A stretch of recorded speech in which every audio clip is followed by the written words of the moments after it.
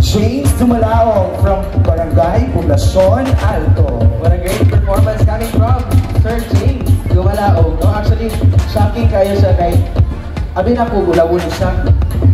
No? Yes. Pabulong ako yan, Farm. Addition ako kanina to ang mga pinalanggan, no? Ang ato ang mga sisters, ng mga ulawon kayo. Pero, ugingunan na din yung event ko yan, Farm.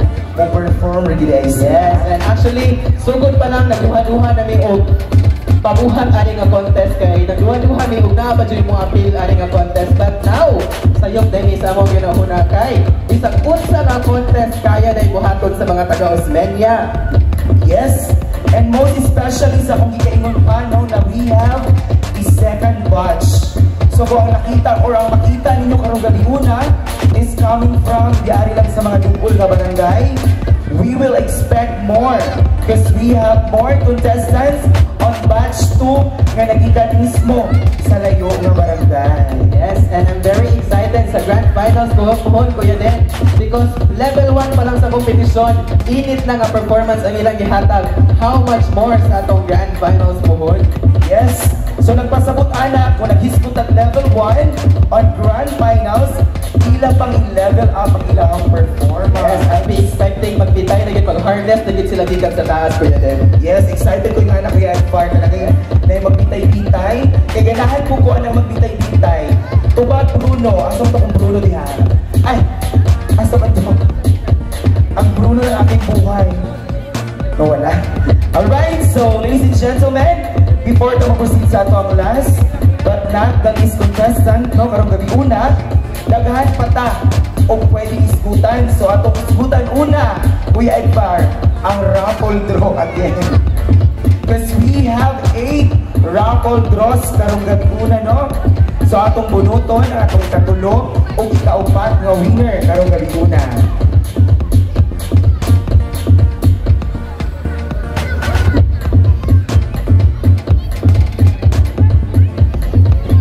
Alright, so our third winner para sa atong maagang pamaskong handog, no, sa ato ang Honorable Mayor Sandy Tizo. So ladies and gentlemen, our third winner is coming from Barangay Danao. Congratulations to Ma'am Isabel Ugo. Ma'am Isabel Ugok from Barangay Danao. Na si Ma'am Isabel. Alright, Diana, kaway-kaway, Ma'am Isabel. We would like to request the presence of, I request nga maanhili sa nahan, Honorable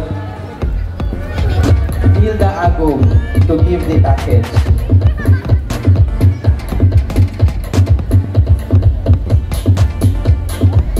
Alright, once again ha, naatay 8 karapol nga giandam para sa ato ang mga bisita karong gabi una, especially nga nagkadagan ang ato ang mga visitors and ato ang mga audience.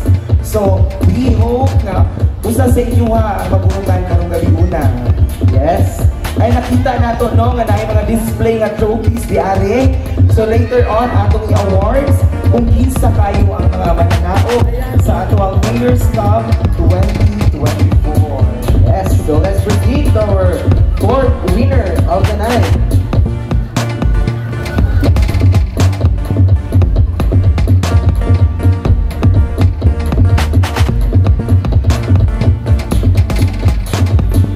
Ma'am Leia May L. Serojano from Barangay Labiray. Ma'am Leia May Serojano from Barangay Labiray. Asa si Ma'am Leia May? Okay. Congratulations, ma'am.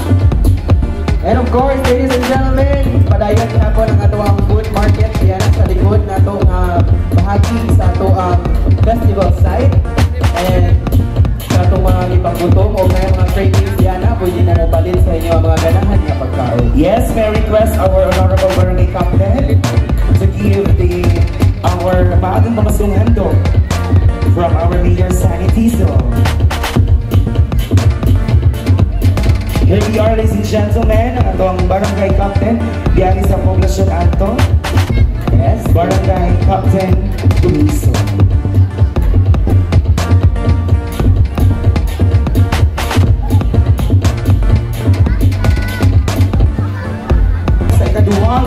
competition number.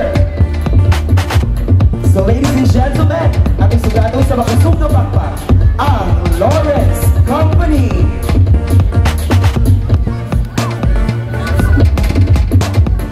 Itong basurahan, daghang salamat. Once again, ladies and gentlemen, let's